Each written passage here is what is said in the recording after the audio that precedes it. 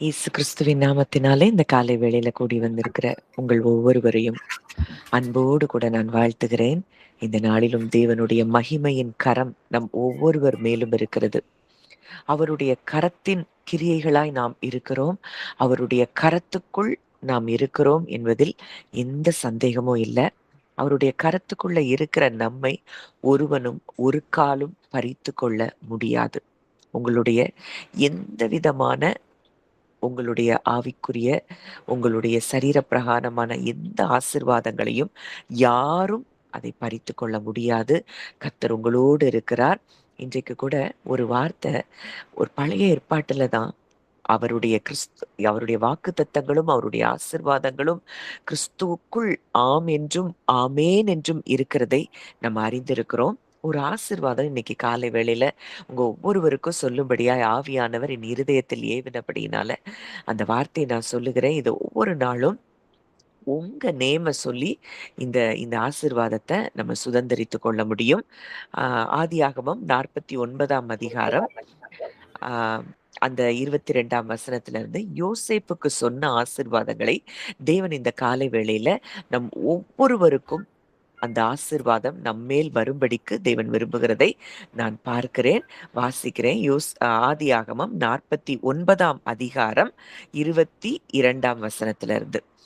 யோசேப்பு கனி தரும் செடி, அவன் நீரூற்றண்டையில் உள்ள கனி தரும் செடி. அதன் கொடிகள் சுவரின் மேல் படரும். வில் வீரர் அவனை மடமடிவாக்கி அவன் மேல் எய்து அவனை பகைத்தார்கள். ஆனாலும் அவனுடைய வில் உறுதியாய் நின்றது. அவன் புயங்கள் யாக்கோபுடைய வல்லவர கரங்களால் பலத்தன. இதனால் அவன் மேய்ப்பனும் இஸ்ரவேலின் கண்மலையும் ஆனான். உன் தகப்பனுடைய தேவனாலே அப்படி ஆயிற்று. அவர் உனக்கு துணையாயிருப்பார். சர்வ வல்லவராலே அப்படி ஆயிற்று. அவர் உயர வானத்திலிருந்து உண்டாகும் ஆசீர்வாதங்களினாலும் கீழே ஆழத்தில் உண்டாகும் ஆசீர்வாதங்களினாலும் ஸ்தனங்களுக்கும் கர்ப்பங்களுக்கும் உரிய ஆசீர்வாதங்களினாலும் உன்னை ஆசீர்வதிப்பார். இது யோசேப்புக்கு கொடுத்த ஆசீர்வாதம் என்றாலும் இன்றைக்கு அவருடைய பிள்ளைகளாகிய நமக்கு நிச்சயமாய் இந்த ஆசீர்வாதங்கள் நமக்கு சுதந்திரமானது என்பதை நாம் அறிந்து கொள்ள வேண்டும். இதுல சொல்லப்பட்டிருக்கிற வார்த்தை நீங்க அதுல சொல்லணும். யோசேப்பு கனி தரும் செடி அப்படின்னு இருக்கிற இடத்துல உங்க பேரை போட்டு அவங்க உங்க பேரை போட்டு இந்த வசனங்களை நீங்க தியானித்து பாருங்க. நான் கனி தரும் செடி, நான் நீரூற்றண்டையில் உள்ள ஒரு நீரூற்றுக்கு பக்கத்துல இருக்கிற ஒரு செடி எவ்வளவு அது ஃபிளரிஷ்டா இருக்கும், அது எப்பொழுதும் கனி கொடுக்கிறதும், அது இலை அந்த அந்த மரம் காய்ந்து போகாதபடி அது எப்பொழுதும் செழுமையா இருக்கக்கூடிய ஒரு செடியா இருக்கிறத போலதான் நாமும் இருப்போம். அதன் கொடிகள் சுவரின் மேல் படரும். வில் வீரர் அவனை மனமடிவாக்கி. இந்த காலை வேளையில உங்களை எதெல்லாம் மனமடிவாக்கு என்ன சூழ்நிலைகள் என்ன, எந்த வார்த்தைகள் உங்களை மனமடிவாக்கினது? இன்றைக்கு இந்த மனதிலிருந்து வாழ நம்ம அழைக்கப்படல. நம்ம ஆவியின் சிந்தை உள்ளவர்களாய் வாழ நம்ம அழைக்கப்பட்டிருக்கிறோம். ஆனா கூட சில சில நேரம் நம்ம ஆவியில தான் வாழணும்னு நினைக்கிறோம். ஆனா கூட நம்மளுடைய மனதுல சில காயங்கள், சில சூழ்நிலைகள் நம்மள நமக்கு எதிராய் நிற்கிறத பார்க்கிறோம். அதே போலதான் அன்றைக்கு யோசேப்பையும் யோசேப்பு அங்க மனமடி வானத எங்கேயுமே பார்க்கல. ஆனா இத யாக்கோபு அங்க சொல்லுகிறத நம்ம பார்க்கிறோம். வில் வீரர் அவனை மனமடிவாக்கி, அவனுடைய சகோதரர்கள் அவனை மனமடிவாக்குறாங்க. அவன் மேல் எய்து அவனை பகைத்தார்கள். ஆனாலும் இன்றைக்கு இப்படி ஒரு சூழ்நிலையில நீங்க இருக்கலாம். ஒண்ணு புரியணும். இது இது மாம்சத்தில் ஏற்படுகிற ஒரு போராட்டம். ஆனா ஆவியில நமக்கு நடக்கிற காரியம் என்ன? அவனுடைய வில் உறுதியாய் நின்றது. அவன் புயங்கள் யாக்கோபுடைய வல்லவரின் கரங்களால் பலத்தன. இன்னைக்கு இதை எங்க செய்ய முடியும்? மனமடி வாக்குகிறதன் மூலம் நம்மை ஒன்றும் செய்ய முடியாது. நம்ம ஆவியில நம்மை குறித்து நம்மை பார்க்கும் பொழுது நம்முடைய வில் எப்படி நிற்கிறதாம்? உறுதியாய் நிற்கிறதாம். நம்முடைய புயங்கள் யாக்கோபுடைய வல்லவரின் கரங்களால் அது பலத்திருக்கிறது. இதனால் அவன் மேய்ப்பனும் இஸ்ரவேலின் கண்மலையும் ஆனான். இது யோசேப்பை குறித்து சொல்லப்பட்டிருக்கிற காரியம். ஆனா இயேசுவை குறித்தும் இந்த காரியம் வெளிப்படுத்துகிறத பார்க்கிறோம். அவர் சொல்றாரு, இதனால் அவன் மேய்ப்பனும், அவருக்கும் இந்த உலகத்துல உலகத்தில் அவர் அசட்டை பண்ணப்பட்டவராய், புறக்கணிக்கப்பட்டவராய், மனிதர்களால் தள்ளப்பட்டவராய், பாடுகளையும் துக்கங்களையும் அனுபவித்தவராய் இருந்த பொழுதிலும் தேவனுடைய புயங்கள் அவனுடைய புயங்கள் தேவனுடைய கரங்களால் அது என்ன செய்தது? பலத்தவைகளாய் இருந்தது. யாக்கோபுடைய வல்லவரின் கரங்கள். அப்போ இயேசு கிறிஸ்து இந்த உலகத்துல இருக்கும் பொழுது அவருடைய தகப்பன், அவருடைய பிதாவாகிய தேவனுடைய கரங்களால் அவர் என்ன செய்தார்? பலமாய் நின்றார். அவருடைய வில் உறுதியாக நின்றதை நம்ம பார்க்கிறோம். நானே நல்ல மேய்ப்பன், நல்ல மேய்ப்பன் ஆடுகளுக்காக தன் ஜீவனை கொடுக்கிறான்னு சொல்லி பார்க்கிறோம். அவர் மேய்ப்பனாய் இருந்ததை பார்க்கிறோம். அது போலதான் அங்க மனவடிவாக்கப்பட்டான் யோசேப்போ. ஆனா யோசேப்பு மனமடிவாக்கப்பட்ட பொழுதும் கூட யாக்கோபுடைய வல்லவரின் கரங்கள் அவனோடு கூட இருந்தபடியினால் அவனுடைய வில் உறுதியாக நின்றதை நம்ம பார்க்கிறோம். இந்த காலை வேளையில தேவன் நமக்கு கொடுக்கிற ஒரு காரியம், வாக்குத்தத்தம், நம்முடைய வில் உறுதியாக நிற்கிறது. நம்முடைய புயங்கள் யாக்கோபுடைய வல்லவரின் கரங்களால் அது பலத்திருக்கின்றன. நாம் எப்படி இருக்கிறோமா? இதெல்லாம் நமக்கு சம்பவிக்கணும். அது அப்போ என்ன நடக்குது? யோசேப்பு எப்படி ஒரு தேசம் முழுவதுக்கும் அங்கே ஒரு மேய்ப்பனாய் கண்மலையாய் இருந்தானோ, அதே போலதான் நம்மை குறித்தும் தேவன் பல திட்டங்களை அவர் வைத்திருக்கிறார். அவன் மேய்ப்பனும் இஸ்ரவேலின் கண்மலையும் ஆனான். நம்ம பார்க்கிறோம் உபாகமம் 32:4 அவர் கண்மலை, அவர் கிரியை உத்தமமானது, அவர் வழிகளெல்லாம் நியாயம், அவர் நியாயக்கேடில்லாத சத்தியமுள்ள தேவன், அவர் நீதியும் செம்மையுமானவர். அவர் கண்மலை, அவர் கண்மலையாய் இருக்கிறார். யோசேப்பு குறித்து எப்படி கண்மலைன்னு சொல்லப்பட்டதோ, இன்றைக்கு இயேசு கிறிஸ்துவும் நமக்கு மேய்ப்பனாய், நமக்கு கண்மலையாய் அவர் இருக்கிறார்.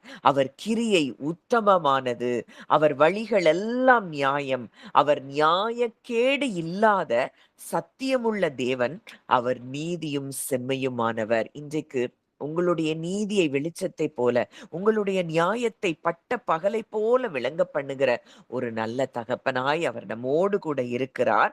உன் தகப்பனுடைய தேவனாலே அப்படி ஆயிற்று. அவர் உனக்கு துணையாயிருப்பார். சர்வ வல்லவராலே அப்படி ஆயிற்று. காலை வேளையில கர்த்தர் சொல்லுகிற அந்த வார்த்தை, சர்வ வல்லவர் நமக்கு என்ன செய்கிறாராம்? துணையாயிருக்கிறாராம். அவர் நமக்கு துணையா இருக்கும் பொழுது இந்த உலகத்தில் யார் நம்மை மனமடிவாக்கினாலும் அது நிஜம் அல்ல, அது நிரந்தரம் அல்ல. நம்முடைய வில் அது உறுதியாய் நிற்கும் என்பதில் நாம் சந்தேகப்படவே தேவையில்லை. அவர் உயர வானத்திலிருந்து உண்டாகும் ஆசீர்வாதங்களினாலும், கீழே ஆழத்தில் உண்டாகும் ஆசீர்வாதங்களினாலும், ஸ்தனங்களுக்கும் கர்ப்பங்களுக்கும் உரிய ஆசீர்வாதங்களினாலும் அவர் நம்மை என்ன செய்கிறாராம்? ஆசீர்வதிக்கிறாராம். யோசேப்புக்கும் ஒரு மனமடிவு ஏற்பட்டது சகோதரர்களால். ஆனா அதுக்கு பிறகு அவனுடைய வாழ்க்கையில அவன் பெற்ற ஆசீர்வாதங்கள், இந்த தகப்பன் என்னெல்லாம் இந்த இந்த மகனை குறித்து ஆசீர்வதித்திருந்தாரோ அது எல்லாம் யோசேப்பினுடைய வாழ்க்கையில நடந்ததை நாம் பார்க்கிறோம். சர்வ வல்லவருடைய தேவன் யோசேப்புக்கு எப்படி துணையாய் இருந்தாரோ, அதே தேவன் இன்றைக்கு நமக்கு தகப்பனாய் நம்மோடு கூட நமக்கு துணையாய் இருக்கிறார். சர்வ வல்லவராலே அப்படி ஆயிற்று. அவர் நம்மை வானத்திலிருந்து உண்டாகும் ஆசீர்வாதம், ஆழத்திலிருந்து உண்டாகும் ஆசீர்வாதம், சனங்களுக்கும் கர்ப்பங்களுக்கும் உரிய ஆசீர்வாதங்களினாலும் இந்த நாளில் நம்மை ஆசீர்வதிக்கிற தகப்பனாய் அவர் இருக்கிறதை நாம் அறிந்து கொள்ளுவோம். இந்த நாளிலும் நம்ம தொடர்ந்து தியானித்துக் கொண்டிருக்கிற அந்த காரியங்களை நம்ம தியானிக்கலாம். 1 தீமோத்தேயு 3:16 இன்றைக்குதான் இதோடைய கடைசி பார்ட் முடியுது. 1 தீமோத்தேயு 3:16. அன்றியும் தேவ பக்திக்குரிய ரகசியமானது யாவரும் ஒப்புக்கொள்கிறபடியே மகா மேன்மையுள்ளது. தேவன் மாம்சத்திலே வெளிப்பட்டார், ஆவியிலே நீதியுள்ளவர் என்று விளங்கப்பட்டார், தேவ தூதர்களால் காணப்பட்டார், புறஜாதிகளிடத்தில் பிரசங்கிக்கப்பட்டார், உலகத்திலே விசுவாசிக்கப்பட்டார், மகிமையிலே எடுத்துக்கொள்ளப்பட்டார். இந்த காலை வேளையில நம்ம காண்கிற பகுதி மகிமையிலே எடுத்து கொள்ளப்பட்டார். இது இந்த மகிமையில் அவர் எடுத்துக்கொள்ளப்படுதல் அப்படிங்கிறது ஒரு மிகப்பெரிய வெற்றியின் கொண்டாட்டமாய் நாம் பார்க்கிறோம். அவருடைய அந்த மகிமையில் எடுத்துக்கொள்ளப்படுதல் அப்படிங்கிறது ஏதோ ஒரு ஒரு பிரிவு இல்ல. அதுவரைக்கும் உலகத்துல வாழ்ந்தார். சீஷர்களோடு கூட மனிதனோடு கூட மனிதனைப் போல் அவர் வாழ்ந்தார். இங்கிருந்து ஒரு பிரிவாய் அவர் பிரிந்து போகல. ஒரு மிகப்பெரிய ஒரு ராஜ்யத்தின் தொடக்கமாய், ஒரு அரசாட்சியின் தொடக்கமாய் அவர் மகிமையில் எடுத்துக்கொள்ளப்பட்ட காரியங்கள் சம்பவித்ததை நம்ம பார்க்கிறோம். அவர் இயேசு இந்த பூமிக்கு வந்தப்போ ஒரு தாழ்மையான ஒரு ஒரு இடத்துல தான் அவர் வந்து பிறந்தாரு. ஆனா அவர் திரும்பி சென்ற பொழுது பரலோகம் அதிர்கிற அளவுல அவருக்கு மிகப்பெரிய வரவேற்பு அங்கே கிடைத்ததை பார்க்கிறோம். ஏன்னா எதற்காக அவர் இந்த பூமிக்கு வரும்படிக்கு உலக தோற்றத்துக்கு முன்னதாகவே ஒரு திட்டம் வைத்திருந்தாரோ அந்த திட்டங்களையும் நோக்கங்களையும் அவர் சரியாக நிறைவேற்றி முடித்து அங்கே பரலோகம் சென்றபடியினால் அங்க மிகப்பெரிய ஒரு கொண்டாட்டம் இருந்ததை நாம் அறிந்து கொள்ள வேண்டும். இப்போ நம்ம உலகத்துல மேட்ச்லாம் பார்க்கிறோம், கிரிக்கெட்லாம் பார்க்கிறோம். அதுல பார்க்கும் பொழுது ஒரு ஒரு ஒரு வெற்றி பெற்ற ஒரு மனிதன் ஒரு ஒரு 100 ரன்ஸ் எடுத்துட்டான் அப்படின்னா, அந்த அந்த தேசம், அந்த நாடு ஜெயிக்கும்படிக்கு அவன் அவன் நாட்டுக்காக அவன் ஒரு பெரிய ஒரு காரியத்த அங்க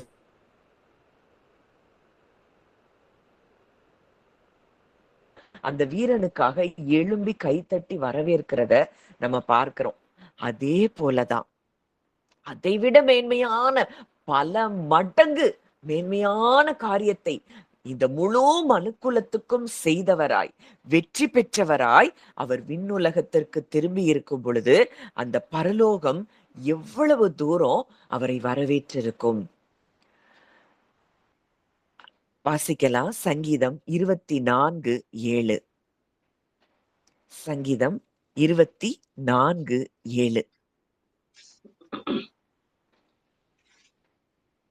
வாசல்களே, உங்கள் தலைகளை உயர்த்துங்கள், அநாதி கதவுகளே உயருங்கள், மகிமையின் ராஜா உட்பிரவேசிப்பார்.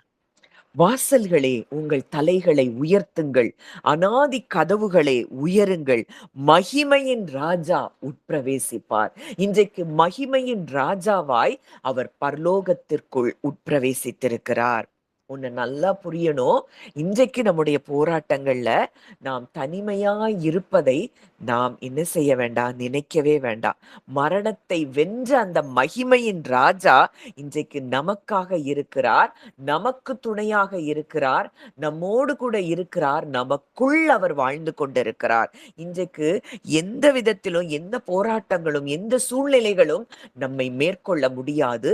ஏனென்றால் மரணத்தை வென்று நமக்காக உயிர்த்தெழுந்த அந்த கிறிஸ்து இன்றைக்கு நம்மோடு கூட இருக்கிறார். அந்த மகிமையின் ராஜா என்னோடு கூட இருக்கிறார் என்பதை நீங்க உங்க இருதயத்துல இன்றைக்கு சொல்லுங்க. அப்பா, இந்த மகிமையின் ராஜாவாய் நீர் என்னோடு ராஜா, நீங்க என் கூட இருக்கிறீங்க, நீங்க எனக்குள்ள இருக்கிறீங்க. இந்த போராட்டங்களும் இந்த சூழ்நிலைகளும் எனக்கு எதிராய் எய்யப்படுகிற இந்த வில்லுகளும்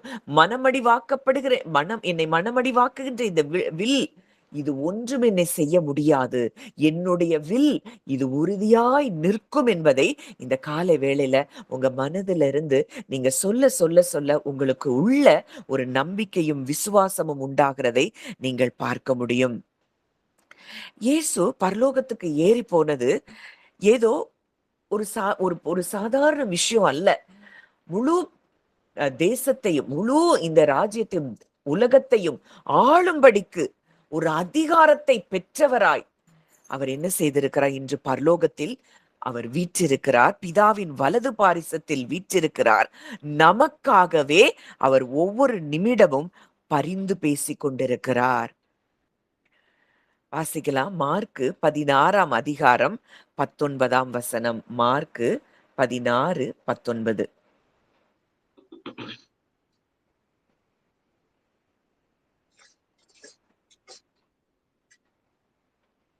மார்க்கு 16. இவ்விதமாய் கர்த்தர் அவர்களுடனே பேசின பின்பு பரலோகத்துக்கு எடுத்துக்கொள்ளப்பட்டு தேவனுடைய வலது பார்சத்தில் உட்கார்ந்தார். இவ்விதமாய் கர்த்தர் அவர்களுடனே பேசின பின்பு பரலோகத்துக்கு எடுத்து கொள்ளப்பட்டு தேவனுடைய வலது பாரிசத்தில் உட்கார்ந்தார். இப்போ வலது பாரிசத்தில் உட்கார்ந்திருக்கிற கிறிஸ்து நமக்காக என்ன செய்கிறார்? நமக்கு அவர் ஒரு அட்வொகேட்டா இருக்கிறாராம். நமக்காக அவர் என்ன செய்கிறார்? பரிந்து பேசிக்கொண்டே இருக்கிறாராம். பழைய ஏற்பாட்டுல இந்த அந்த அந்த ஆசாரியன், பிரதான ஆசாரியன் அந்த ஆசரிப்பு கூடாரத்துக்குள்ள வருஷத்துக்கு ஒரு தடவை தான் போக முடியும். ஆனா இயேசு கிறிஸ்துவோ நமக்காக இந்த மகா பரிசுத்த ஸ்தலத்துல பரலோகத்துல இருக்கிற அந்த மகா பரிசுத்த ஸ்தலத்துக்குள் பிரவேசித்து இன்றைக்கு நமக்காக அவர் அனுதினமும் பரிந்து பேசிக் கொண்டிருக்கிறார். ஒவ்வொரு நாளும் நமக்காக அவர் பரிந்து பேசிக் கொண்டிருக்கிறார். வாசிக்கலாம். எபிரேயர் 7ஆம் அதிகாரம் 25ஆம் வசனம். எபிரேயர் 7:25.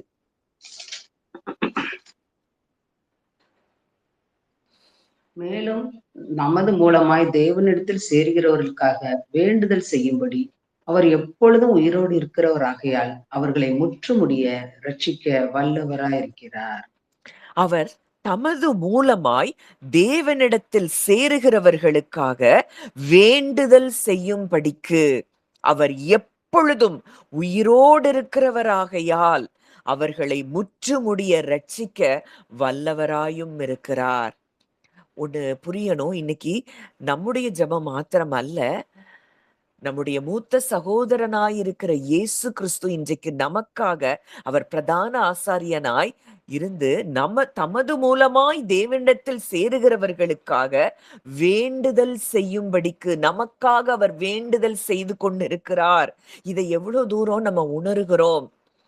இன்னைக்கு ஐயோ நான் இதுல குறைவா இருக்கிறேனே, அதுல குறைவா இருக்கிறேனே, அப்படி இருக்கிறேனே, இப்படி இருக்கிறேன், நம்மளை குறித்து எத்தனையோ விதமான இன்ஃபீரியாரிட்டி காம்ப்ளெக்ஸ்ல நம்மை குற்றப்படுத்தி இப்படியெல்லாம் வாழ்ந்து கொண்டிருக்கிறோம். ஆனால் தமது மூலமாய் தேவனிடத்தில் சேருகிறவர்களுக்காக வேண்டுதல் செய்யும்படிக்கு அவர் எப்பொழுதும் உயிரோடு இருக்கிறவர். அவர் இஸ்ரவேலுக்காக நமக்காக அவர் வேண்டுதல் செய்கிறவர். நமக்கு தூங்குவதும் இல்லை, உறங்குவதும் இல்லை. நீங்க தூங்குனாலும் நீங்க உறங்குனாலும் உங்களுக்காக வேண்டுதல் செய்கிறவர் ஒருவர் உங்களுக்கு இருக்கிறார் என்பதை நீங்கள் அறிந்து கொள்ள வேண்டும். அவர்களை முற்றுமுடிய ரட்சிக்க வல்லவராயும் இருக்கிறார். நம்மை முற்றுமுடிய ரட்சிக்க அவர் எப்படி இருக்கிறாராம்? வல்லவராய் இருக்கிறாராம். இன்னும் ஒரு வசனம் வாசிக்கலாம். எபிரேயர் 9ஆம் அதிகாரம் 24ஆம் வசனம். எபிரேயர் 9:24. அந்தப்படி மெய்யான பரிசுத்த ஸ்தலத்துக்கு அடையாளமாக கையினால் செய்யப்பட்டதா இருக்கிற பரிசுத்த ஸ்தலத்திலே கிறிஸ்துவானவர் பிரவேசியாமல் பரலோகத்தில் தானே இப்பொழுது நமக்காக தேவனுடைய சமூகத்தில் பிரத்யட்சமாகும்படி பிரவேசித்திருக்கிறார்.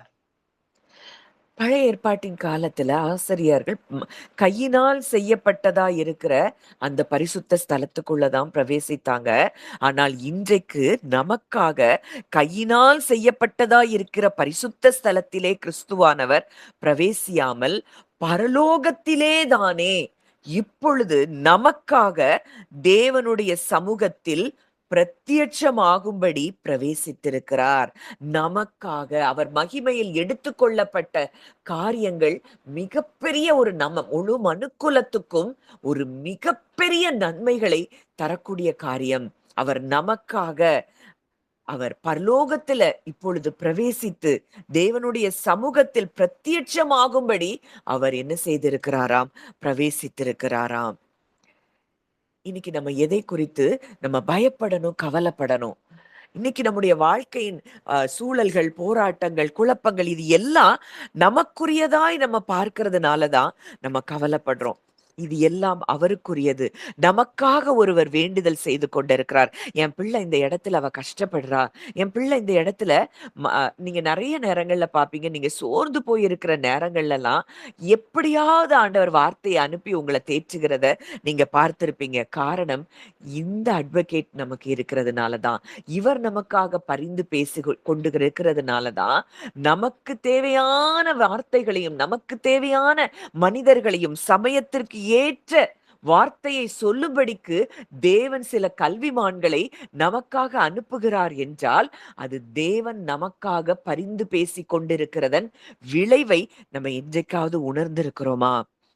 எப்படி நான் வெளியில வந்தேனே தெரியல. அவ்ளோ இந்த பாரம் என்னை அழுத்துச்சு. ஆனா, எப்படி ஆண்டவர் உண்மையிலேயே நல்லவர். நான் அதுலருந்து வெளியில வந்துட்டேன் அப்படின்னு சொல்லி பல வேளைகள்ல நம்ம நம்ம ஷேர் பண்றோம். நம்ம ஃப்ரெண்ட்ஸ்ட்ட ஷேர் பண்றோம். நம்ம ஆவிக்குரிய நண்பர்கள்ட்ட நம்ம ஷேர் பண்றோம். இது எப்படி நடந்தது? நமக்காக பரிந்து பேசிக் கொண்டிருக்கிறவர், இரவும் பகலும் நமக்காகவே பரிந்து பேசிக் கொண்டிருக்கிற ஒரு தகப்பன், ஒரு சகோதரன் நமக்கு இருக்கிறபடியினால், நமக்கு அனுதினமும் நடக்கிற காரியங்களாய் இது இருக்கிறத நம்ம பார்க்கிறோம். இன்னும் சில வசனங்கள பார்க்கலாம். 1 யோவான் 2ஆம் அதிகாரம் 1ஆம் வசனம். 1 யோவான் 2:1. பிள்ளைகளே, நீங்கள் பாவம் செய்யாதபடி இவைகளை உங்களுக்கு எழுதுகிறேன். ஒருவன் பாவம் செய்வானானால் நீதிபரராய் இருக்கிற இயேசு கிறிஸ்து நமக்காய் பிதாவினிடத்தில் பரிந்து பேசுகிறவராயிருக்கிறார். ஒருவன் பாவம் செய்வானானால் நீதிபரராய் இருக்கிற இயேசு கிறிஸ்து நமக்காக பிதாவினிடத்தில் பரிந்து பேசுகிறார். அவர்ட்ட என்ன சொல்லுவாரு? அப்பா, இவனுக்காகவும் நான் ரத்தம் சிந்தி இருக்கிறேன் அப்படின்னு சொல்லி ஒரு வேளை ஏதோ தெரியாம தவறு செய்தா கூட நம்ம என்ன செய்ய வேண்டாம், கவலைப்படணும். அப்பானவர்கிட்ட போகும் பொழுது நமக்காக அனுதினமும் பரிந்து பேசிக் கொண்டிருக்கிற நம்முடைய சகோதரனை அங்கே பார்க்க முடியும். நமக்காக ஒவ்வொரு நொடி பொழுதும் பிதாவினிடத்தில் பரிந்து பேசிக் கொண்டிருக்கிறவராய் அவர் இருக்கிறார். ரோமர் 8ஆம் அதிகாரம் 34ஆம் வசனம். ரோமர் 8:34. ஆக்கினைக்குள்ளாக தீர்க்கிறவன் யார்? கிறிஸ்துவே மரித்தவர், அவரே எழுந்தும் இருக்கிறவர், அவரே தேவனுடைய வலது பார்சத்தில் இருக்கிறவர், நமக்காக வேண்டுதல் செய்கிறவரும் அவரே. எத்தனை வசனத்துல நம்ம பார்த்துட்டோம். நமக்காக வேண்டுதல் செய்கிறவர் ஒருவர் நமக்கு இருக்கிறார். இதை இன்றைக்கு ஆழமாய் உங்க மனதுல பதிக்க வேண்டியது அவசியம். மகிமையில் அவர் ஏறெடுத்து கொள்ளப்பட்டார்னா, அங்க மகிமையில் அவர் ஏறெடுத்து கொள்ளப்பட்ட பிறகு நமக்கு நடக்கிற காரியம், நமக்காக அனுதினமும் ஒவ்வொரு நொடி பொழுதும் நமக்காக வேண்டுதல் செய்கிற அவருடைய ஜெபம், அவருடைய வேண்டுதல் எவ்வளவு பவர்ஃபுல்லா இருக்கும். கிறிஸ்துவே மரித்தவர், அவரே எழுந்திருக்கிறவர், அவரே தேவனுடைய வலது பாரிசத்தில் இருக்கிறவர், நமக்காக வேண்டுதல் செய்கிறவரும் அவரே. காணக்கூடாத உலகத்துல, பரலோகத்துல நமக்காக நமக்காக இந்த உலகத்துக்கு வந்து நமக்காக ஜீவனை கொடுத்து, நமக்காக கடைசி சொட்டு ரத்தம் வரைக்கும் சிந்தி, நமக்காக மரித்து, நமக்காக உயிர்த்தெழுந்தவர், இந்த உலகத்தை படைத்தவர், சர்வ வல்லமையுள்ளவர், சிருஷ்டிகர். அவர் இன்றைக்கு நமக்காக வேண்டுதல் செய்து கொண்டே இருக்கிறார் என்றால், நம்மை எந்த தீங்கு தொட முடியும், நம்மை எந்த போராட்டங்கள் மேற்கொள்ள முடியும் என்பதை இன்றைக்கு நாம் ஆழமாய் அறிந்து கொள்ள வேண்டும். எபிரேயர் 4ஆம் அதிகாரம் 15ஆம் 16ஆம் வசனங்கள்.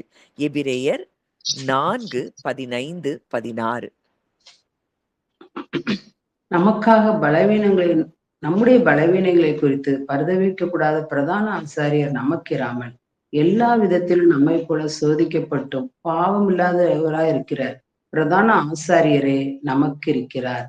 ஆதலால் நாம் இரக்கத்தை பெறவும் ஏற்ற சமயத்தில் சகாயம் செய்யும் கிருபையை அடையவும் தைரியமாய் கிருபாசன தண்டையிலே சேர கடவோம்.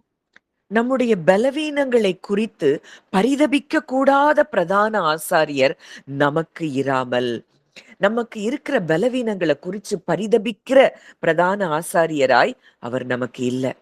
பரிதபிக்க கூடாத பிரதான ஆசாரியராய் அவர் இல்ல. நம்ம என்ன கோத்ரூ பண்றோம், இன்னைக்கு நம்ம லைஃப்ல என்ன ஸ்ட்ரகிள்குள்ள நம்ம போகிறோம், நமக்காக பரிதபிக்கிற பிரதான ஆசாரியராய் அவர் இருக்கார். என் பிள்ளை இந்த இடத்துல ஸ்ட்ரகிள் ஆகுறா, என் பிள்ளை இந்த சூழ்நிலையில அவ ரொம்ப கவலைப்பட்டு கொண்டு இருக்கிறா, கவலைப்பட்டு கொண்டிருக்க இந்த இந்த இந்த சூழ்நிலையிலிருந்து என் பிள்ளையை வெளிக்கொண்டு வர வேண்டும் என்பதில் அவர் உண்மையுள்ளவராயிருக்கிறார். எல்லா விதத்திலும் நம்மை போல சோதிக்கப்பட்டும் பாவமில்லாதவராயிருக்கிற பிரதான ஆசாரியரே நமக்கு இருக்கிறார். ஆதலால் நாம் இரக்கத்தை பெறவும் ஏற்ற சமயத்தில் சகாயம் செய்யும் கிருபையை அடையவும் தைரியமாய் கிருபாசன தண்டையில் சேரக்கடவோம். அப்போ நம்ம இன்னைக்கு உங்களுடைய பலவீனம் என்ன ஆண்டவரே, இன்னும் நான் இப்படி மனதிலேயே நான் வாழ்ந்து கொண்டிருக்கிறேன், இன்னும் நான் மாம்ச சிந்தையில நான் போராடி கொண்டிருக்கிறேன், நான் ஆவியில வாழணும்னு நினைக்கிறேன், ஆனா என்னால முடியல அப்படின்னு சொல்லி அவர்கிட்ட நீங்க போகும்போது, நமக்காக பரிதபிக்கிற பிரதான ஆசாரியர் எல்லா விதத்திலும் நம்மை போல சோதிக்கப்பட்டு பாவமில்லாத பிரதான ஆசாரியராய் அவர் இருக்கிறபடியினாலே நாம் இரக்கத்தை பெறவும் ஏற்ற சமயத்தில் சகாயம் செய்யும் கிருபையை அடையவும் நம்முடைய உள்ளான மனிதனிலே மாற்றங்களை கொண்டு வரவும் அவர் வல்லமை உள்ளவராயிருக்கிறார். அதனாலதான் நம்ம பார்க்கிறோம், கிறிஸ்துவினுடைய அன்பின் நீளம் அகலம் ஆழம் உயரம் இன்னதென்று நாம் அறிந்து கொள்ள வல்லவர்களாகும்படிக்கு பவுல் வேண்டிக் கொள்ள போது அதுக்கப்புறம் சொல்றாரு, நீங்கள் நினைக்கிறதற்கும் வேண்டிக் கொள்ளுகிறதற்கும் மிகவும் அதிகமாய் கிரியை செய்கிற வல்லமையின் படியே, நமக்குள்ளே கிரியை செய்கிற அவருடைய வல்லமையின் படியே கிரியை செய்ய வல்லவராகிய அவருக்கு இன்னைக்கு நமக்குள்ள நம்ம இன்னைக்கு ஆவிக்குரிய ரீதியாய் எந்த காரியங்கள்ல நம்ம மேற்கொள்ள முடியாமல் இருக்கிறோம். நீங்க அவர்கிட்ட போகும் பொழுது நமக்குள்ளேயே அவர் கிரியை செய்து நம்ம நினைத்ததுக்கும் மேலாய் அதுல இருந்து நம்மளை வெளியே கொண்டு வருவார். அந்த எண்ணங்களிலிருந்து வெளியே கொண்டு வருவார். ஒண்ணே ஒண்ணு, இந்த எண்ணங்களுக்குள்ளேயே நம்ம இருக்கக்கூடாது. அப்பா நான் இதை உங்கள்கிட்ட சரண்டர் பண்றேன் அப்படின்னு சொல்லி அவர்கிட்ட நம்ம ஒப்பு கொடுத்து, நமக்காக பரிதபிக்கிற பிரதான ஆசாரியராய் ஒருவர் நமக்கு இருக்கிறார். நம்ம இந்த எண்ணங்களில் இருந்து, இந்த மாம்ச போராட்டங்களில் இருந்து நம்மை நிச்சயம் அவர் வெளியே கொண்டு வருவார் என்கிற எண்ணங்களை உடையவர்களாய் நாம் இருக்க வேண்டும். அப்போ மகிமையில் ஏறெடுத்து கொள்ளப்பட்ட மிகப்பெரிய காரியங்கள் இதெல்லாம் நமக்கு இருக்குது. அவர் மகிமையில் ஏறெடுத்து கொள்ளப்பட்டதுனாலதான் இன்றைக்கு அனுதினமும் 24 மணி நேரமும் நமக்காக அவர் என்ன செய்து கொண்டிருக்கிறார்? பரிந்து பேசி கொண்டிருக்கிறார். அடுத்ததான் நம்ம பார்க்கிறோம், அவர் மகிமையில் ஏறெடுத்து கொள்ளப்பட்ட பிறகு அங்க என்ன நடந்தது வாசிக்கலாம். யோவான் 16ஆம் அதிகாரம் 7ஆம் வசனம். யோவான் 16:7. நான் உங்களுக்கு உண்மையை சொல்லுகிறேன், நான் போகிறது உங்களுக்கு பிரயோஜனமா இருக்கும். நான் போகாதிருந்தால் தேற்றரவாளன் உங்களிடத்தில் வரார். நான் போவேனாயாகில் அவரை உங்களிடத்துக்கு அனுப்புவேன்.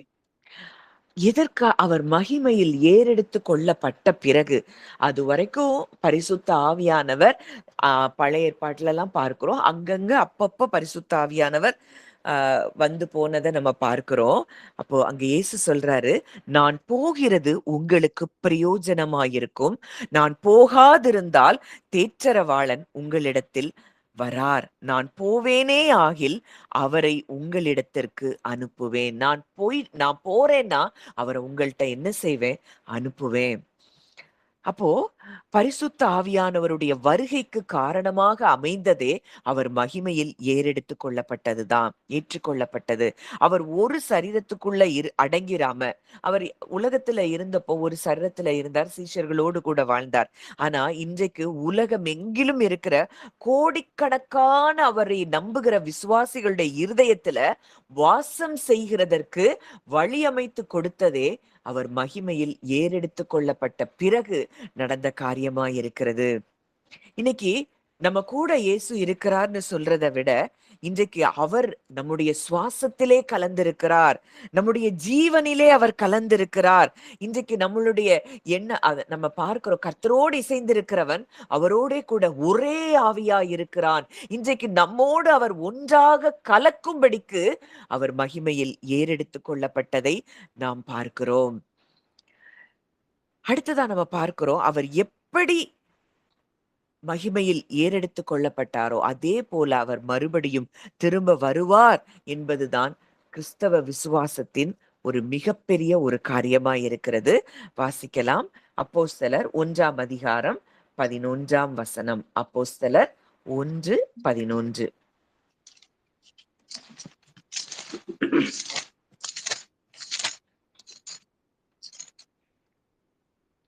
கலிலேயராகிய மனுஷரை, நீங்கள் ஏன் வானத்தை அண்ணாந்து பார்த்து நிற்கிறீர்கள்? உங்களிடத்திலிருந்து வானத்துக்கு எடுத்துக் கொள்ளப்பட்ட இந்த இயேசுவானவர் எப்படி உங்கள் கண்களுக்கு முன்னாக வானத்துக்கு எழுந்தருளி போனாரோ அப்படியே மறுபடியும் வருவார் என்றார்கள்.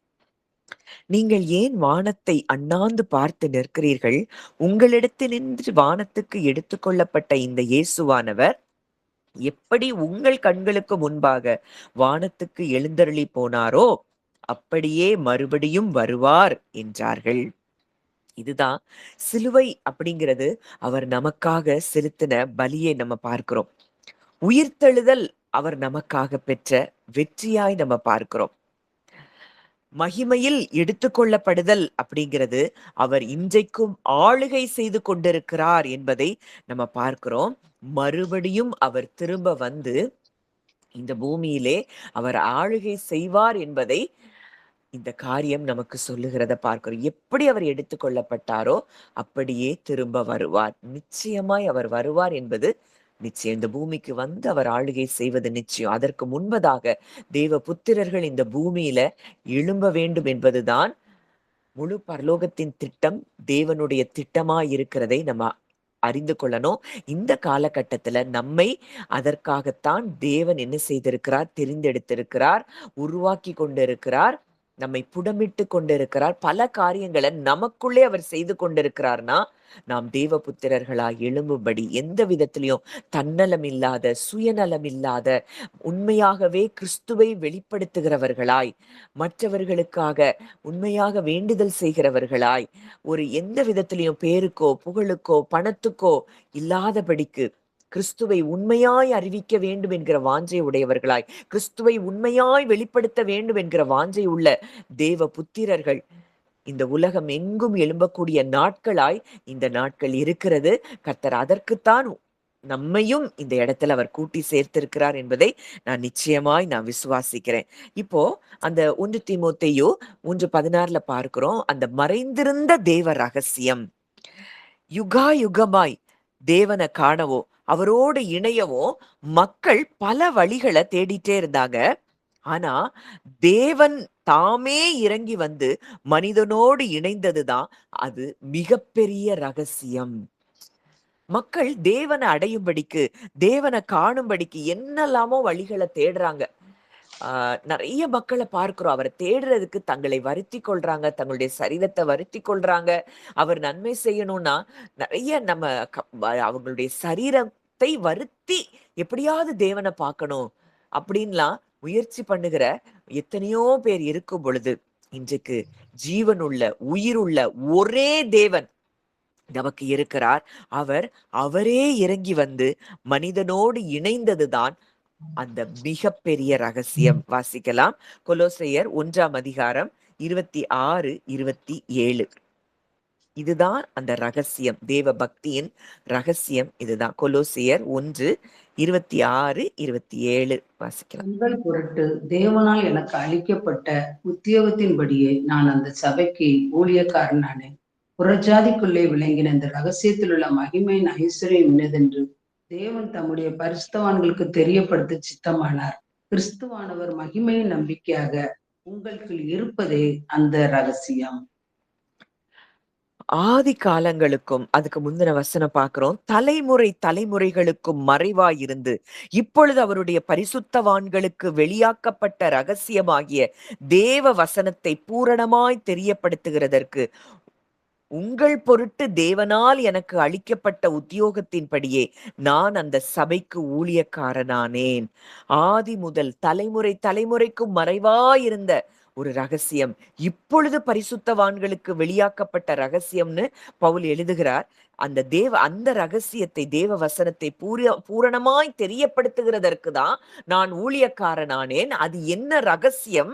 நான் புறஜாதிகளுக்குள்ளே விளங்கிய இந்த ரகசியத்தில் உள்ள மகிமையின் ஐஸ்வர்யம் இன்னதென்று தேவன் தம்முடைய பரிசுத்தவான்களுக்கு தெரியப்படுத்த சித்தமானார். கிறிஸ்துவானவர் மகிமையின் நம்பிக்கையாக உங்களுக்குள் இருப்பதே அந்த ரகசியம். உலகமே தேடிக்கொண்டிருக்கிற அந்த பரலோக பொக்கிஷம், தேவனை எங்க பார்க்கலாம், எப்படி பார்க்கலாம், அவரோடு கூட எப்படி நெருங்கலான்னு சொல்லி முயற்சி பண்ணி கொண்டிருக்கிற வேளையில அந்த தேவனே உலகத்திற்கு இறங்கி வந்து இன்றைக்கு அவர் மரித்து உயிர்த்தெழுந்து இன்றைக்கு நம் ஒவ்வொருவருக்குள்ளும் அவர் வாழ்ந்து கொண்டிருக்கிறார் என்பதுதான். கிறிஸ்துவானவர் மகிமையின் நம்பிக்கையாக நமக்குள்ளே அவர் வாழ்ந்து கொண்டிருக்கிறார். இன்றைக்கு எங்கேயும் நம்ம தேடி போக வேண்டிய அவசியம் இல்ல. அவர் தேடி வந்து நம்மை அவர் அவர் அவருடைய வீடாய் மாற்றி இருக்கிறார். நம்மை அவருடைய சிங்காசனமாய் மாற்றி இருக்கிறதை நாம் பார்க்கிறோம். இன்றைக்கு நாம் தான் அவருடைய சிங்காசனமா இருக்கிறோம். நம்ம தான் அவருக்கு வீடா இருக்கிறோம்.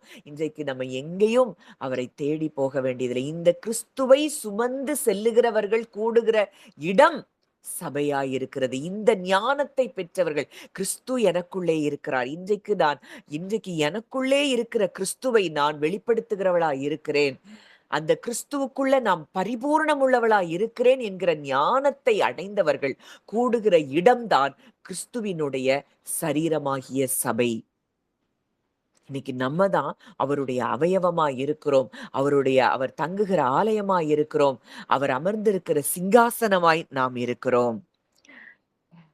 எப்படி ஒரு நெருப்புக்குள்ள நம்ம ஒரு இரும்ப போட்டோம் அப்படின்னா, அந்த நெருப்பு அந்த இரும்பு அப்படியே நெருப்பாய் மாற்றுகிறத நம்ம பார்க்கிறோம்.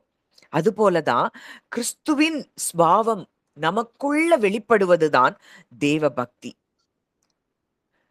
கலாத்தியர் 2ஆம் அதிகாரம் 20ஆம் வசனத்துல பார்க்கிறோம். கிறிஸ்துவுடனே கூட சிலுவையில் அறையப்பட்டேன், ஆயினும் பிழைத்திருக்கிறேன்.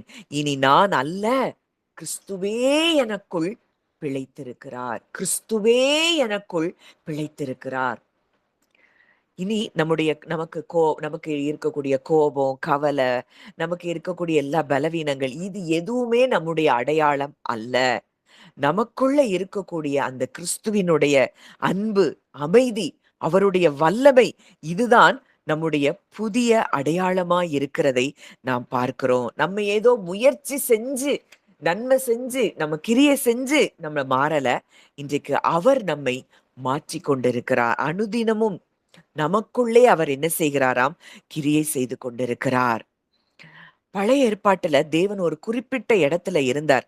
ஆனா இன்றைக்கு இந்த பிரபஞ்சத்தை படைத்தவர் நம்முடைய சரீரத்தை தெரிந்து கொண்டு அதிலே வாசம் பண்ணி கொண்டிருக்கிறார். நம்முடைய சரீரத்துக்குள் இந்த உலகத்தை படைத்தவர் வாசம் பண்ணி கொண்டிருக்கிறார் என்பதுதான் தேவ பக்திக்குரிய ரகசியம். உங்கள் சரீரமானது தேவன் நமக்கு தந்தருளின பரிசுத்த ஆவியினுடைய ஆலயமாய் இருக்கிறது என்று நீங்கள் அறியீர்களா? 1 கொரிந்தியர் 6:19 பார்க்கிறோம். நம்ம சரீரம் அவர் தங்குகிற ஆலயமாய் இருக்கிறது. இந்த பிரபஞ்சத்தை படைத்தவர் நமக்குள்ளே வாசம் பண்ணுகிறார். நம்முடைய சரீரமே இன்றைக்கு அவர் தங்குகிற ஆலயமாய் இருக்கிறதை நாம் விசுவாசிக்க நம்முடைய எண்ணங்கள், நம்முடைய சரீரத்தின் காரியங்கள் எல்லாம், நம்முடைய ஆத்துமா சரீரம் முழுவதும் அவரால் நிறைந்திருப்பதை நம்ம உணர முடியும். அப்போ நம்ம அடிக்கடியா நம்ம கன்ஃபஸ் பண்ணணும். நம்முடைய பலவீனத்துல தேவன் எங்க போனாலும் இன்னைக்கு தேவன் நம்ம கூட இருக்கிறார். நம்முடைய பலவீனம், நம்ம பலவீனப்பட்டு இருக்கிறோம், நம்ம மாம்சத்துல எண்ணுகிறோம் அப்படின்னா அதுக்காக நம்மளை விட்டு போகிற தேவன் அல்ல. நம்முடைய பலவீனத்துல அவருடைய பலன் பூரணமாய் நமக்குள்ளே விளங்கி கொண்டிருக்கிறது. அனுதினமும் அவருடைய பலன் நமக்குள்ளே பூரணமாய் விளங்குகிறபடியினாலே நாம் என்ன செய்கிறோம்? நம்முடைய பலவீனங்களிலே நாம் வாழ வேண்டியதில்லை. நம்முடைய பலவீனங்களிலிருந்து அவர் நம்மை வெளியே கொண்டு வருகிற நல்ல தகப்பனாய், நமக்காக பரிந்து பேசுகிற ஒரு நல்ல சகோதரனாய் நமக்கு இரவும் பகலும் பரலோகத்துல நமக்கு இருக்கிறார் என்பதை நம்ம இன்றைக்கு ஆழமாய் அறிந்து கொள்ள வேண்டும். உலகத்தில் இருக்கிறவனை விட இன்றைக்கு நமக்குள் இருக்கிற நம் தேவன் பெரியவர். நம்ம ஏதோ நியாயப்பிரமாண சட்டங்களை எல்லாம் பின்பற்றிதான் அவர் கூட இருக்க முடியுங்கிறது இல்ல. அவரோடு கூட உறவுல இருக்கிறதுனால நம்ம என்ன செய்கிறோம்? அனுதினமும் கனி கொடுக்கிறவர்களாய் நாம் இருக்கிறோம்.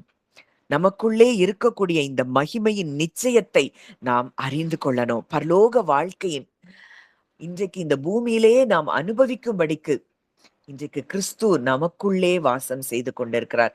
அவரை எந்த போராட்டங்களும், எந்த பிரச்சனைகளும், எந்த மனுஷருடைய வார்த்தைகளும் அவரை டிஸ்டர்ப் பண்ண முடியாத இடத்துல அவர் வாழ்ந்து கொண்டிருந்தார். இன்றைக்கு அதே கிறிஸ்து இன்றைக்கு நமக்குள்ளும் இருந்து அப்படி ஒரு வாழ்க்கையை நாம் வாழும்படி நமக்குள்ளேயே அவர் கிரியை செய்து கொண்டிருக்கிறார் என்பதுதான் நிஜம். ஏதோ தேவ பக்தி அப்படின்னா நம்ம ஏதோ முயற்சி பண்ணி ஏணி வச்சு ஏறி போகிறது இல்ல. அவர் சிலுவை அப்படிங்கிற ஏணியின் வழியா இன்றைக்கு நமக்குள்ளே அவர் வந்து இறங்கி இருக்கிறதை நாம் அறிந்து கொள்ள வேண்டும். ஒவ்வொரு நிமிஷமும் நம்ம சொல்லணும், உலகத்தில் இருக்கிறவனை விட என்னில் இருக்கிற என் தேவன் பெரியவர். இந்த சூழ்நிலையை விட என் தேவன் பெரியவர். இந்த மனித வார்த்தைகளை விட என் தேவன் பெரியவர். இத நீங்க உணர்வு பூர்வமா நீங்க சொல்ல சொல்ல சொல்ல சொல்ல உங்களுக்கு எதிரா இருக்கிற இந்த சூழ்நிலைகளும் மனிதருடைய வார்த்தைகள் எதெல்லாம் உங்களை பலவீனப்படுத்தினதோ, எதெல்லாம் உங்க மாம்சத்துல நீங்க பலவீனமாய் உணர்ந்தீங்களோ, அது எல்லாவற்றிலும் இருந்து நீங்க வெளியே வருகிறத நீங்க நிச்சயமாய் பார்க்க முடியும், உணர முடியும். அப்படியே நம்ம கண்களை மூடி அவரை நோக்கி நம்ம சிறிது நேரம் அப்படியே தியானிக்கலாம். இன்றைக்கு இந்த தேவன் நம்மோடு கூட இருக்கிறார். உலகத்தை படைத்தவர் இன்றைக்கு நம்ம கூட இருக்கிறார். அது அப்படியே அமைதலா அந்த வார்த்தையை மெடிடேட் பண்ணுங்க. மெடிடேஷனே எதுக்கு? இந்த வார்த்தைய நம்ம ஆழ் மனதுல, இந்த சத்தியத்தை ஆழ் மனதுல விதைக்கும்படிக்கு, இந்த ஆழ் மனதுல விதைக்கப்படுகிற இந்த வார்த்தைகள் தான் சூழ்நிலைகள் நமக்கு எதிரா இருக்கும் பொழுது இந்த வார்த்தையின் மூலமாய் ஆவியானவர் நம்ம கூட இடைப்படுகிறவராய் இருக்கிறதை நாம் பார்க்க முடியும். இந்த சூழ்நிலைகள் நம்மை ஒரு நாளும் கீழே தள்ள முடியாது. அதற்காக தான் இந்த வார்த்தைகளை நம்ம இருதயத்துக்குள்ள விதைக்கிற இந்த காரியங்களை நமக்கு ஆவியானவர் கற்றுக் கொடுத்திருக்கிறார். அப்படியே அமைதலா நீங்க ஒரு காரியத்தை, இந்த கிறிஸ்து இந்த உலகத்தை படைத்தவர், சர்வ வல்லவர், சிருஷ்டிகர் எனக்குள்ளே இருக்கிறார். இன்றைக்கு அப்பா நீங்க எனக்குள்ள இருக்கிறீங்க. கொஞ்சம் யோசித்து பாருங்க. அவர் செய்த அற்புதங்களை எல்லாம் அப்படியே தியானித்து கொண்டு வாங்க. ஆதியாகமத்திலிருந்து வெளிப்படுத்துதல் வரைக்கும் ஒவ்வொரு பக்கமும் அவர் அற்புதர் என்பதை நாம் பார்க்கிறோம். எவ்வளவு தூரம் அவர் அற்புதங்களை செய்திருக்கிறார் என்பதை எகிப்துல இஸ்ரவேல் மக்களுக்கு அவர் செய்த காரியங்களை நம்ம பார்க்கிறோம். செங்கடலை இரண்டாய் பிளந்தவர். இன்றைக்கு அந்த திரித்துவ தேவனே இன்றைக்கு நம்மோடு கூட அவர் வாழ்ந்து கொண்டிருக்கிறார். இன்றைக்கு உங்களுக்கு எதிராய் என்ன பிரச்சனை இருந்தான அந்த பிரச்சனைகளை பிளந்து உங்களுக்கு அந்த பிரச்சனைகளின் நடுவாய் உங்களுக்கு வழியை திறக்க அவர் இருக்கிறார். அப்படியே இதை சொல்லும் பொழுதே அப்பா நீங்க எனக்குள்ள இருக்கிறபடியினால் நான் இந்த காலை வேளையில எனக்குள்ள இருக்கிற எதெல்லாம் என்னுடைய மாம்சத்துல நான் போராடி கொண்டிருந்தனோ அந்த பலவீனங்கள் எல்லாம் என்னை விட்டு நீங்குகிறது. நீங்க என்னில் நிறைந்திருக்கிறீங்க. நான் உங்களுக்குள்ள பரிபூர்ணம் உள்ளவளாய் நான் இருக்கிறேன்.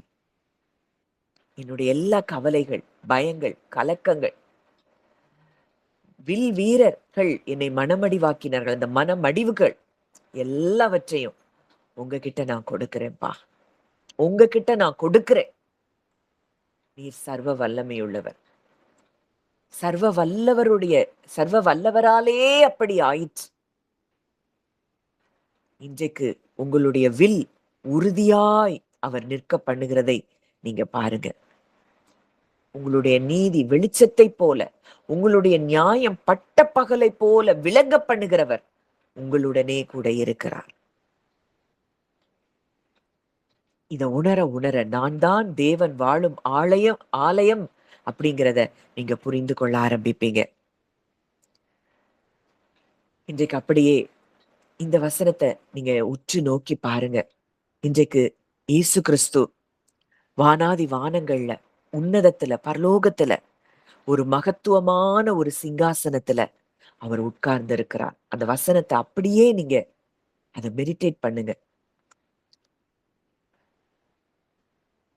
நம்ம ஒரு தவறு செய்தாலோ, நம்ம ஒரு சோதனையில இருந்தாலோ, பிதாவின் இடத்தில் நமக்காக பிதாவினுடைய வலது பாரிசத்தில் இருக்கிறவர் நம்ம பேரை சொல்லி, அப்பா இவளுக்காக நான் ரத்தம் சிந்தி இருக்கிறேன், என் மகனுக்காக நான் ரத்தம் சிந்தி இருக்கிறேன் அப்படின்னு அவர் நமக்காக அங்கே பேசி கொண்டிருக்கிறார். இன்றைக்கு அனுதினமும் நமக்காக அவர் பரிந்து பேசிக் கொண்டிருக்கிறார். இந்த எண்ணமே உங்களுக்கு மிகப்பெரிய பாதுகாப்பையும் மன்னிப்பின் நிச்சயத்தையும் உங்களுக்கு இன்றைக்கு தருகிறதை நீங்கள் உணருங்கள். நீங்க தனி ஆள் கிடையாது.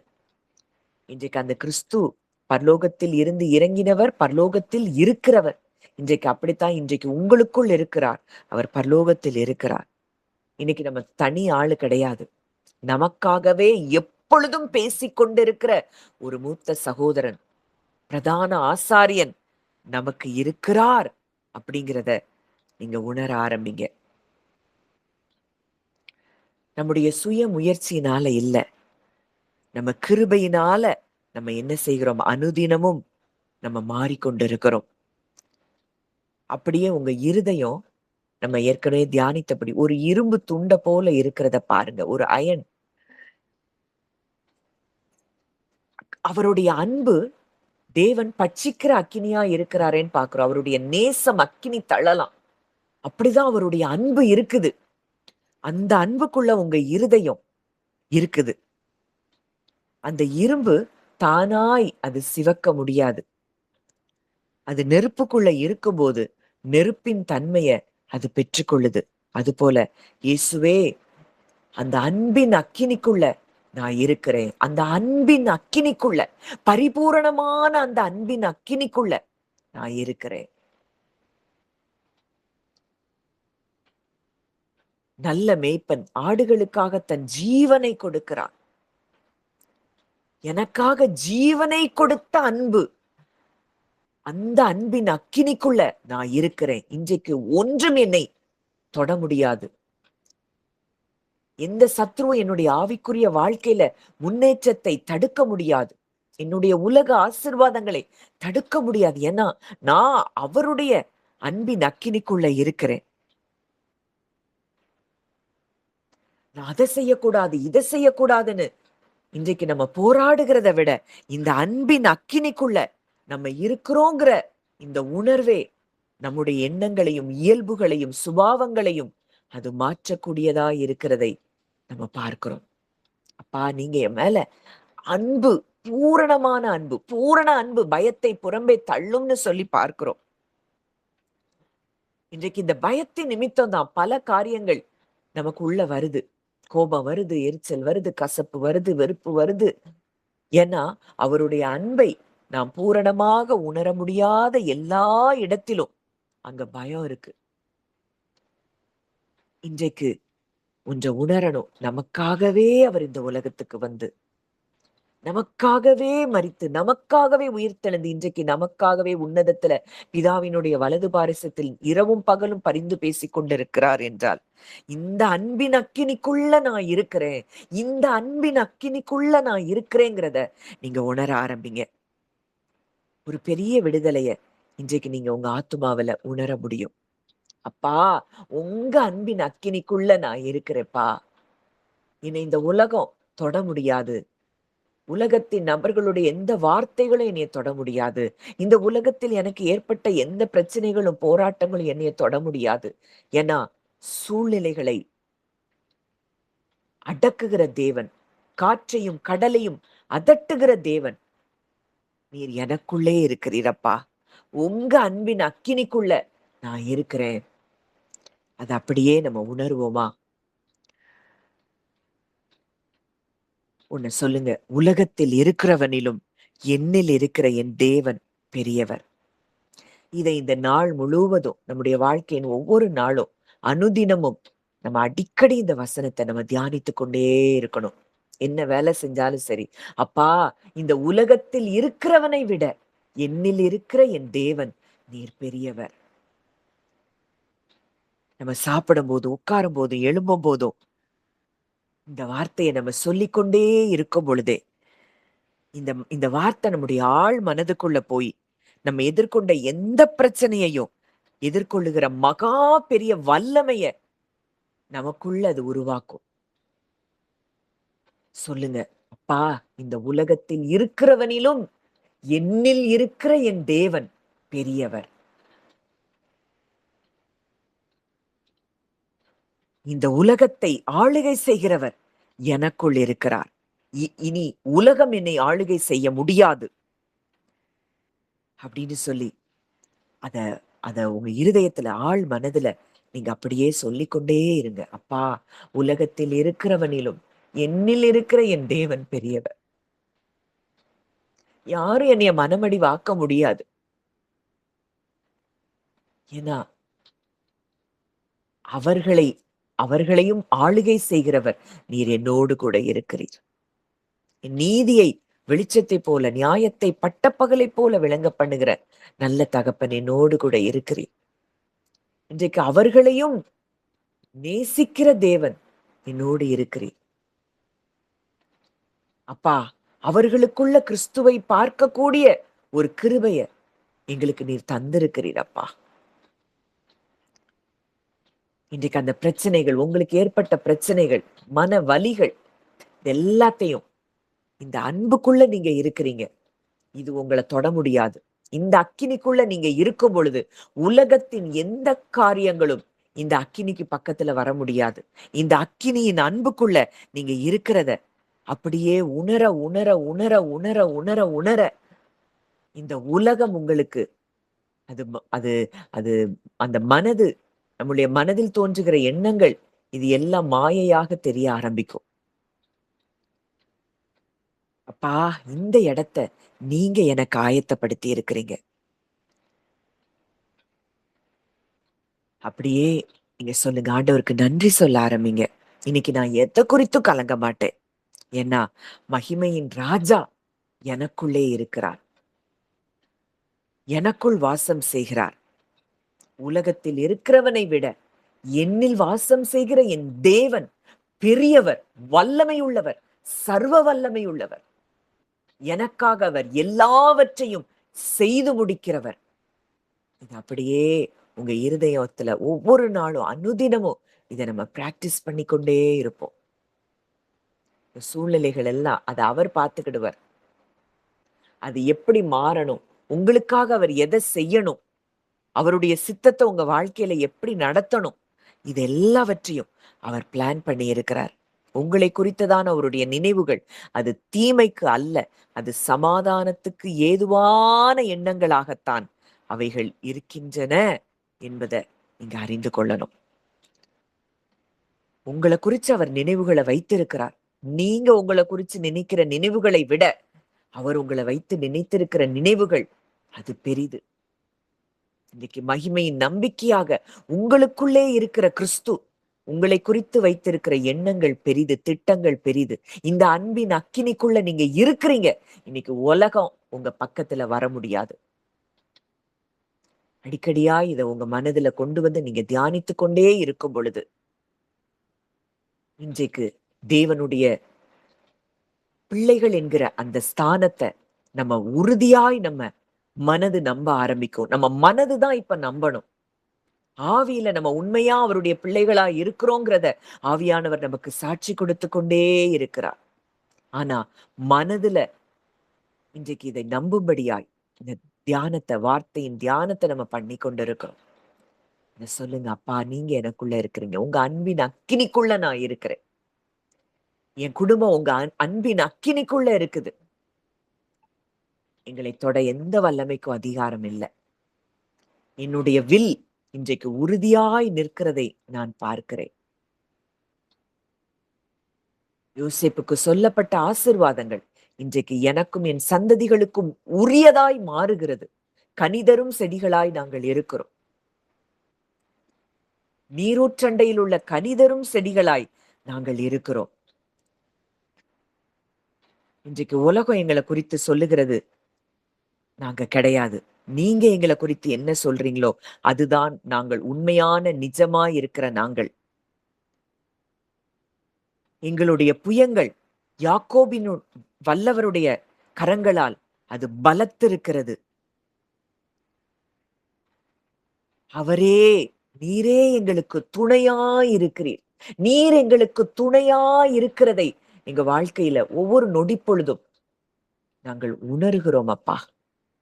உயர வானத்திலிருந்து உண்டாகும் ஆசீர்வாதங்கள், கீழே ஆழத்திலிருந்து உண்டாகும் ஆசீர்வாதங்கள், ஸ்தனங்களுக்கும் கர்ப்பங்களுக்கும் உரிய ஆசீர்வாதங்களினால் ஆண்டவரே, நீர் எங்களை ஆசீர்வதிக்கிறீர். உமக்கு நன்றி செலுத்துகிறோம். நல்ல தகப்பனே, நன்றியோடு உம்மை துதிக்கிறோம், ஸ்தோத்தரிக்கிறோம் அப்பா.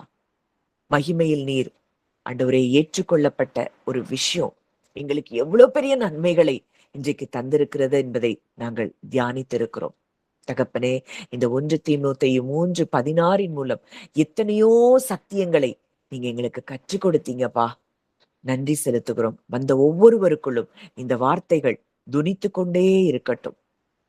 உலகத்தில் இருக்கிறவனிலும் என்னில் இருக்கிற என் தேவன் பெரியவர் என்பதை ஆழமாய் அறிந்து உணர தகப்பன் உதவி செய்வீராக. உம்முடைய கரங்களிலே எங்களை தாழ்த்தி ஒப்புக் கொடுக்கிறோம்.